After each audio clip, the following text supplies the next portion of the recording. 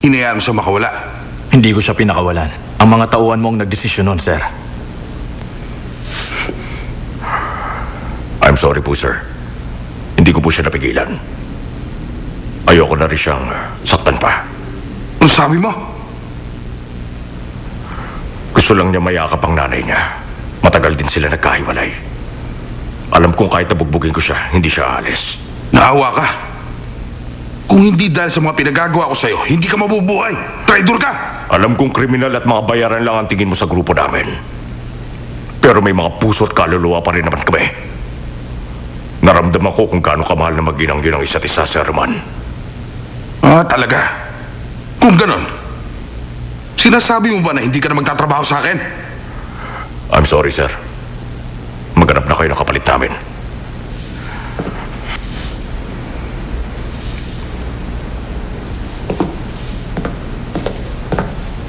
Traitor.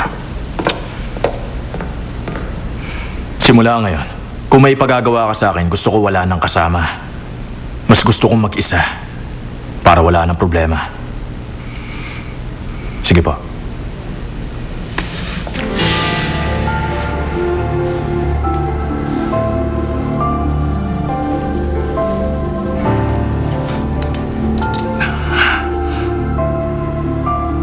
Yun bang lalaking yun ang sumuntok sa'yo? Sigurado ka ba? Oo. Siya nga yun.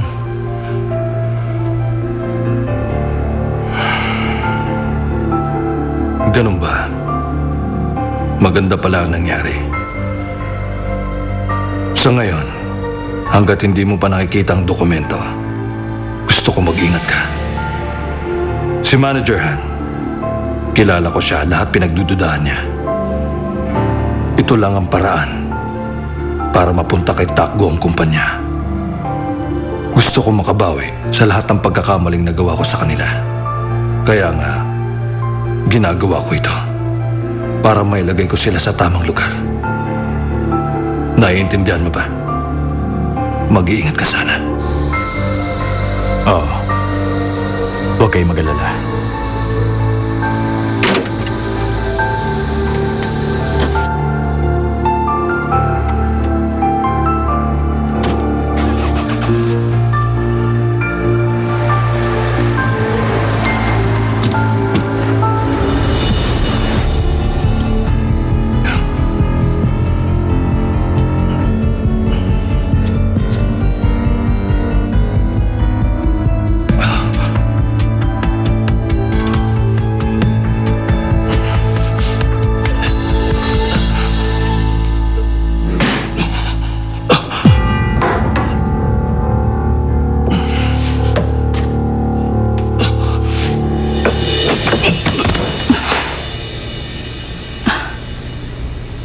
Ma, ikaw ba yan?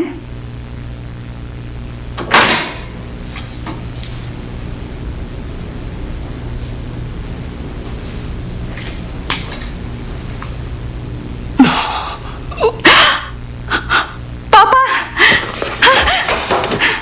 Papa!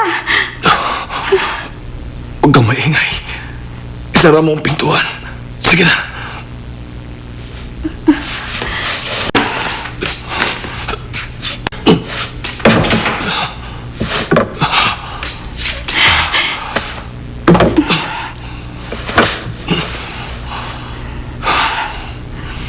Anong nangyari sa inyo? Kailan pa kayo nagkamalay? Huwag mo sasabihin sa mama mo ang nangyaring ito. Po? Huwag mong sasabihin kanino man na nakita mo akong gising at nakakatayo. Nakikiusap ako, anak. Papa, Mangako ka. Ipangako mo, Paula. gagawin ko yan. Kung sasabihin mo sa akin ang totoo. Kung ipaliliwanag mo kung bakit mo yan ginawa. Alam ko na may dahilan ka, Papa. Kilala kita. Pipilitin kong unawain ka. Pagkatapos nun, susundin kita.